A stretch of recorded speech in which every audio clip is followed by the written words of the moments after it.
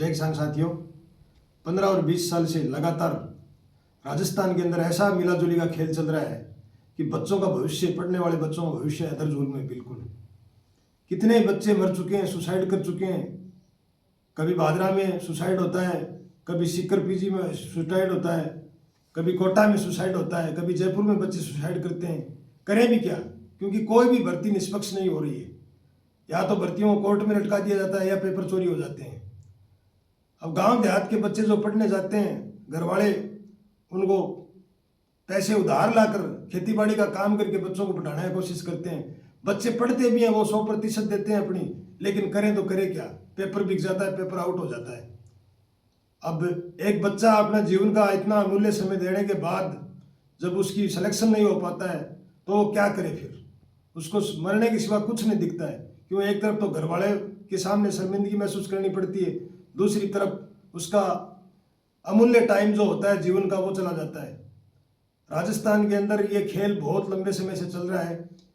कभी वसुंधरा जी, कभी गहलोत, दोनों का मिलाजुली का खेल राजस्थान के बच्चों का भविष्य बर्बाद कर दिया इन लोगों ने।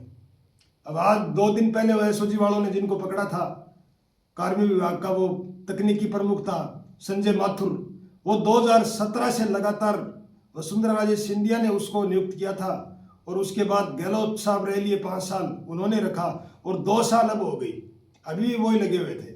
अब आप सोचो कितने भयानक लोग हैं, कितने बच्चों के भविष्य बर्बाद किया उस आदमी ने, कितने बच्चों के ओमार सीट के साथ घोटाला किया है, कितने बच्चों के भविष्य को कोयले से रगड़ के उसने बर्बाद कर दिया, उनकी लाइफ को।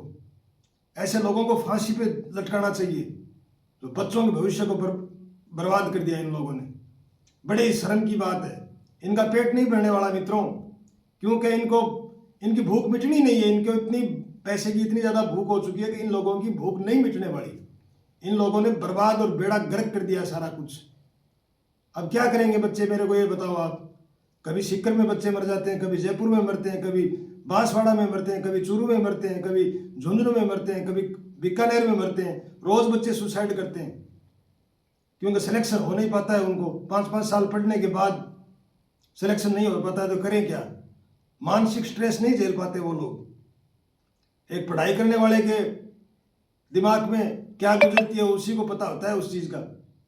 अपन तो बोल देते हैं जो पढ़ता है उसका सिलेक्शन होता है। अरे मानते हैं बात, पढ़ता है उसका सिलेक्शन होता है, लेकिन ये मानो आप कि 100 में से 80 बच्चों के साथ खिलवाड़ होता है।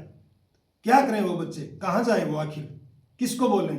सिस्टम की मार ने सारा कुछ बर्बाद करके छोड़ दिया इस देश का। पीछे वो बाबूलाल कटारा जी पकड़े थे, वो थे कांग्रेस वालों ने उनको ऊपर चढ़ा दिया। ये वसुंधरा जी उनको लेके आई थी, कांग्रेस को ने भी झेला उसको और भाजपा भी झेल रही थी। और रही बात ये भाजपा सरकार, इस बार तो इनका सरकार आई भी तभी थी क्योंकि ये लोग पेपर के मुद्दे को लेकर चले थे कि हम निष्पक्ष भर्तियां कराएंगे, लेकिन कहाँ निष्पक्ष भर्तियां हो रही है। भर्ती कोई बोल नहीं रहा है, कोई नेता लोग कोई आवाज नहीं उठा रहे, ना कोई विधानसभा में आवाज उठाता है, ना कोई लोकसभा में आवाज उठाता है। हनुमान बेनीवाल जैसे लोग 1-2 लोग बोलते हैं, बाकी कोई बोलने वाला ही नहीं है, कोई बोलने वाला नहीं है। हद हो गई यारो। और जिस दिन ये बच्चे, ये यूथ इस देश के यदि सड़कों पे निकल गए ना, तब क्या भाव बीतेगी इन नेताओं में और इन सरकारों में। इसलिए समय रहते चेत जाओ और निष्पक्ष भर्तियां कराओ ताकि इन बच्चों के भविष्य के साथ खिलवाड़ ना हो। जय किसान साथियों।